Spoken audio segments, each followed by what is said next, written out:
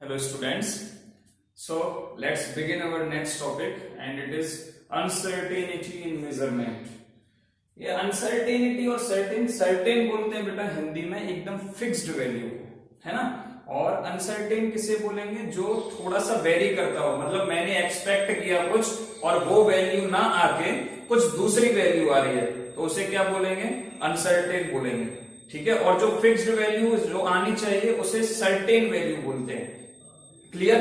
अच्छा, अनसर्टेनिटी का प्रश्न मतलब ये क्वेश्चन कब उठता है, कब अनसर्टेनिटी आती है? वास्तव में जब मैं कोई थ्योरेटिकल वैल्यू सिलेक्ट करता हूं, ठीक है। एक तो क्या होता है, तुमने देखा होगा फिजिक्स में, केमिस्ट्री के अंदर हम क्या फॉर्मूले से कुछ कैलकुलेशन डिराइव करते हैं, but at the same time उसको निकालने का प्रैक्टिकल फॉर्मूला भी होता है। जैसे फॉर एग्जांपल मैं अगर फिजिक्स के अंदर बेटा रेजिस्टेंस कैलकुलेट करना चाहता हूं तो मैं क्या करता हूं, एक व्हीट स्टोन ब्रिज लेता हूं, उसमें ये फॉर्मूला होता है R1/R2 = R3/R4 और इस तरीके से निकाल लेते हैं रेजिस्टेंस।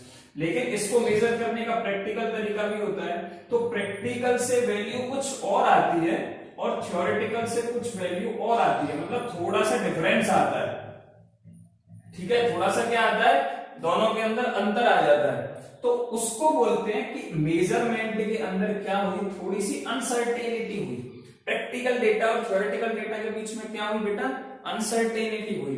तो इसे थोड़ा सा स्टैंडर्ड तरीके से नोटेट करना है ना, इसको थोड़ा कम करके, मतलब कम अनसर्टेनिटी दिखाएं, उसके लिए एक पार्ट आता है अनसर्टेनिटी मेजरमेंट। तो इसमें पहला टाइप है बेटा साइंटिफिक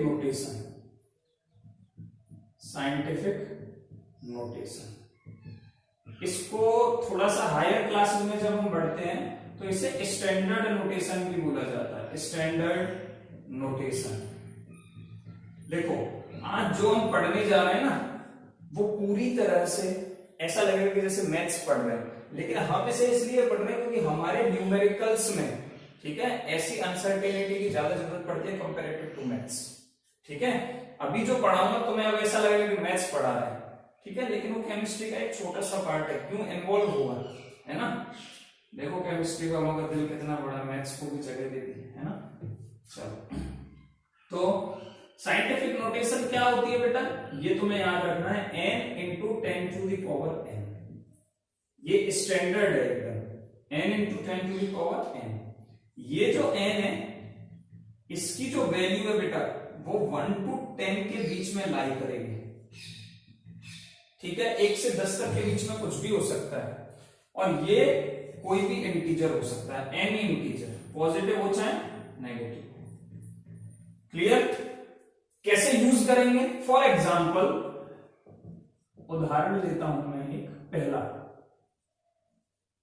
एग्जाम्पल ले रहा हूं बेटा कि मेरे पास 0.01, पहले मैं वो एग्जाम्पल लूंगा जो तुम पे आते हैं, ठीक है, फिर उसके बाद हम आगे बढ़ेंगे।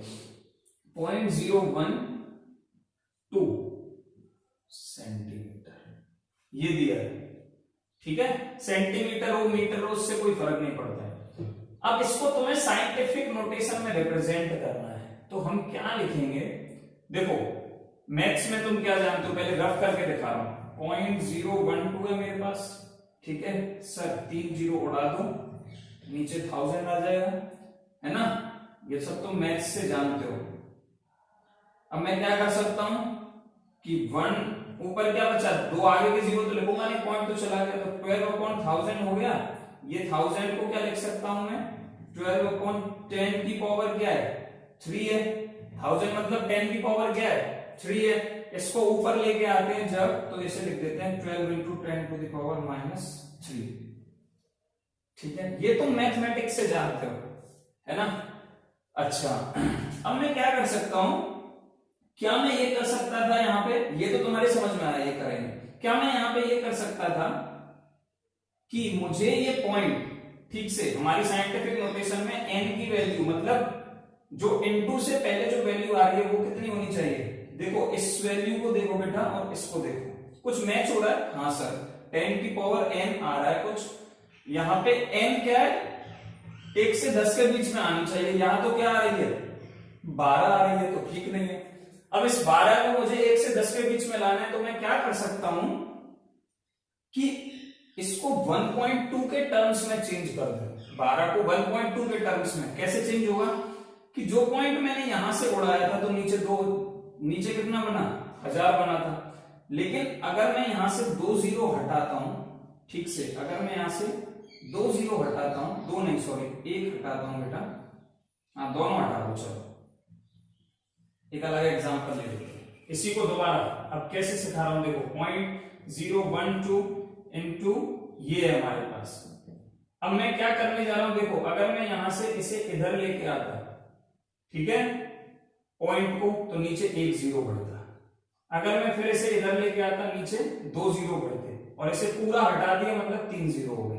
3 जीरो बढ़े ना नीचे, तो क्या मैं ये लिख सकता हूं पॉइंट यहां से हटा के 1.2 अपॉन 10। समझ में आया? नहीं आया, मुझे पता है नहीं आया। कैसे किया देखो, पहले मैंने तीनों जीरो को हटा के नीचे देखो 1 2 3 की जगह 3 जीरो आए, है ना। एकदम सादा तरीके से समझा रहा हूं, जैसे क्लास फर्स्ट के बच्चों को सिखाते हैं, 4th 5th को ऐसे सिखा रहा हूं। 3 जीरो को हटा के नीचे ये 3 डिजिट को हटाया पॉइंट्स के बाद, तो क्या आया बेटा, 3 जीरो आया। तो मुझे केवल एक डिजिट के बाद पॉइंट चाहिए, तो मैं 1 जीरो को यहां से हटा दूं, है ना, यहाँ 100 है। 1 जीरो को यहां से हटा दूं तो क्या होगा, ये पॉइंट यहां आके रुक रहा होगा। अगर मैं यहां से भी हटा देता तो नीचे 1000 बन जाता। तो ये आया 1.2 अपॉन 100। अब तो यही वाला प्रोसीजर फॉलो कर दो। 1.2 अपॉन 10 टू द पावर क्या है, नीचे 2, 10 टू द पावर 2 को ऊपर लाओगे तो 1.2 इंटू 10 टू द पावर -2 हो जाएगा। अब नेक्स्ट करो, यहां पे 12 इंटू 10 टू द पावर -3 था, यहां पे 1.2 इंटू 10 टू द पावर -2 है। इन दोनों में से साइंटिफिक नोटेशन सही कौन सा है, ये वाला सही है, क्योंकि n की वैल्यू 1 से 10 के बीच में लाई है। ठीक है, कोई डाउट? कोई डाउट नहीं होना चाहिए। अब तुम समझ गए ना। अब हम तुम्हें शॉर्टकट बताते हैं। क्या शॉर्टकट बताते हैं कि जब ये पॉइंट है ना, इधर लिख रहा हूं, साइड में लिख लेना शॉर्टकट डाल के, ये पॉइंट जब इधर मूव करेगा तो क्या होगा, 10 के ऊपर माइनस में पावर इंक्रीज करेगी। 10 के ऊपर माइनस में पावर इंक्रीज करेगी। और जब पॉइंट इधर से, ठीक है, इधर की तरफ मूव होगा, पीछे से आगे, तो 10 के ऊपर प्लस में पावर इंक्रीज करेगी। ये शॉर्टकट याद रख लो, तुम्हारा काम हो गया। ज्यादा पचड़े पढ़ने की जरूरत ही नहीं है। कैसे सर, ऐसे कैसे मान लें? मत मानो, देखो एक करके दिखा देते हैं तुम्हें। एक नेगेटिव का एक पॉजिटिव का और दिखा रहा हूं। 0.0000164, ठीक है, 164। तो यहां पे मुझे 1 से 10 के बीच में लाना है। 16.4 तो बनाऊंगा नहीं, ज्यादा हो गया 10 से। 1.64 बनाऊंगा, है ना, 1.64 बनाना है मुझे। तो क्या कर रहा हूं मैं, देखो कितनी इधर पॉइंट खिसकाना पड़ेगा। जब हम इधर पॉइंट को लेके जाते हैं तो 10 के ऊपर पावर नेगेटिव में उतनी जीरो चढ़ा देनी है, उतनी ही वैल्यू तुम्हें ऊपर चढ़ा देनी है। तो कितने जीरो है, कितने के बाद हम पॉइंट लेके आ रहे हैं, यहाँ पॉइंट है 1 2 3 4 5। 1 के बाद चाहिए ना, तो 5 के बाद कैसे लिखेंगे, 1.64 इंटू 10 टू द पावर -5, है ना, इजी। इतना इधर लेके आओ बस। ऐसे एक एग्जांपल लेते हैं जिसमें अगर ये पॉइंट यहां होता 164,500, ठीक है, पॉइंट मान लो ये, ठीक है, ये ठीक नहीं है, थोड़ा सा इजी एग्जांपल लेते हैं तुम्हारे लिए। 1 2 ये है बेटा, मान लो। अब क्या करना है, ये तो कितना हो गया देखो, 1 10 सैकड़ा 1000 10,000 लाख, हिंदी में बोल रहे हो सर आप, 1 10 100 1000, ठीक है, ऐसे समझ लो, कैसे भी समझ लो, तो मैं समझ में आना चाहिए, मेरे भी है।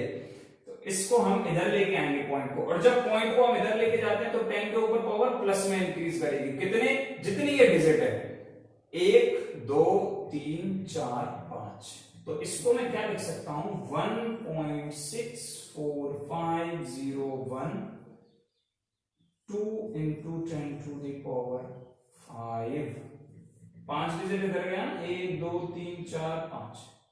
समझ में आ गया? इसे बोलते हैं साइंटिफिक नोटेशन और स्टैंडर्ड नोटेशन। क्या आप तुम कर सकते हो? सर बिल्कुल कर सकते हैं, ऐसे आंसर आना चाहिए सर, बिल्कुल कर सकते हैं। वीडियो पॉज करके ये सब एग्जांपल्स तुम लिख सकते हो, ठीक है ना? और इसमें कुछ ज्यादा स्पेसिफिक नोट्स बनाने की जरूरत नहीं है तुम्हें, जो हम बोर्ड पे लिखा रहे हैं वो ही काफी है तुम्हारे कॉन्सेप्ट क्लियर करने के लिए। अच्छा, इसकी कुछ प्रॉपर्टीज होती हैं, ठीक है? उसमें कैसे है, जैसे division and multiplication, division and multiplication, फिर एडिशन एंड सब्ट्रैक्शन।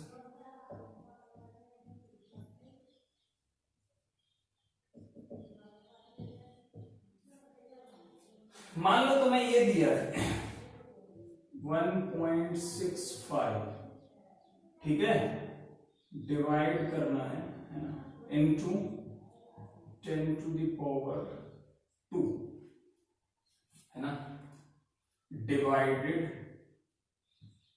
बाय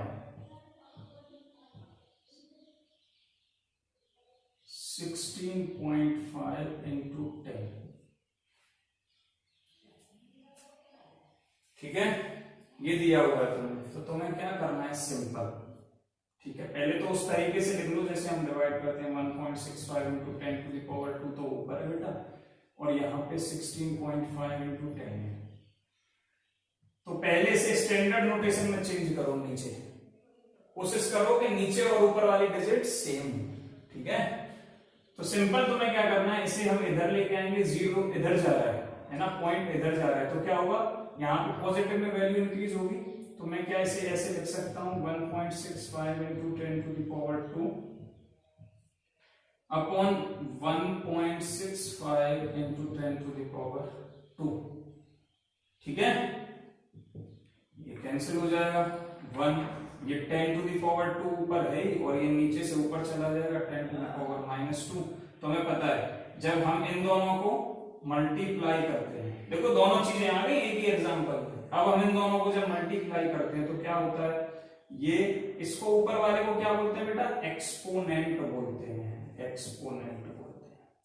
तो जब बेस सेम हो, इसे क्या बोलते हैं, नीचे वाले को बेस बोलते हैं, दोनों का बेस सेम है।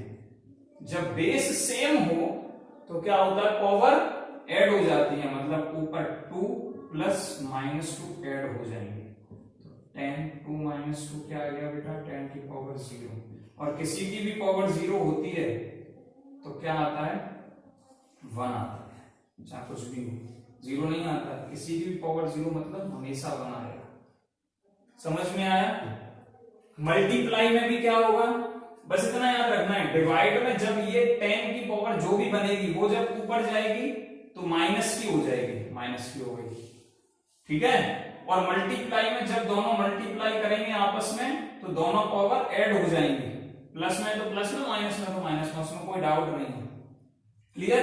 डिवीजन एंड मल्टीप्लिकेशन समझ में आ गया होगा आराम से, ठीक है? अब हम बात करते हैं एडिशन एंड सब्ट्रैक्शन की। ये थोड़ा सा इंपॉर्टेंट है। क्यों इंपॉर्टेंट है, देखो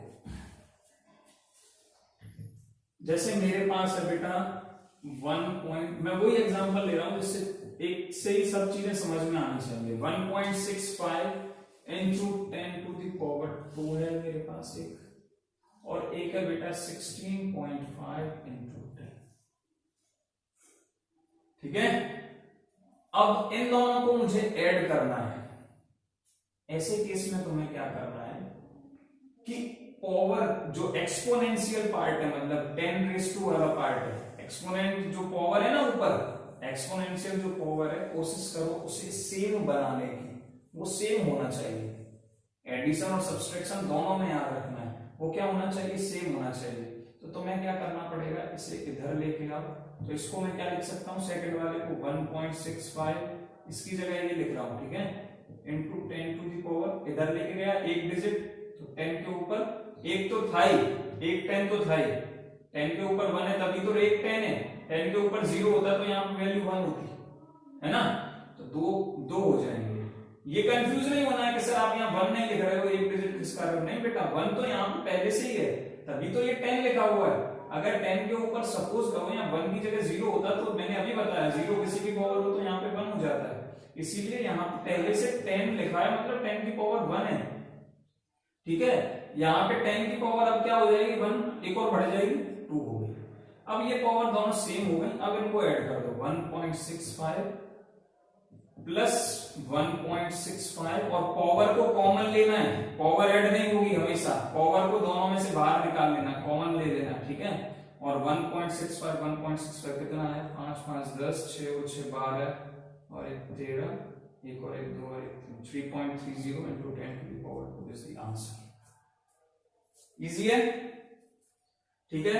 सब्ट्रैक्ट होता तो सिंपल, पावर सेम बनानी है, सेम बना के पावर को कॉमन ले लेना, पावर वाले पार्ट को इनटू 10 टू दी पावर वाले पार्ट को, और आगे की जो डिजिट है, मेन डिजिट है, उनको माइनस कर देना है। तो यहां क्या आएगा 0, तो इसका आंसर 0 आ जाएगा। समझ में आया, एकदम इजी है, ठीक है। पावर को हमेशा बाहर ले लेना, फिर कॉमन बनाना है। कुछ क्वेश्चन दे दूं मैं तुमको, है ना।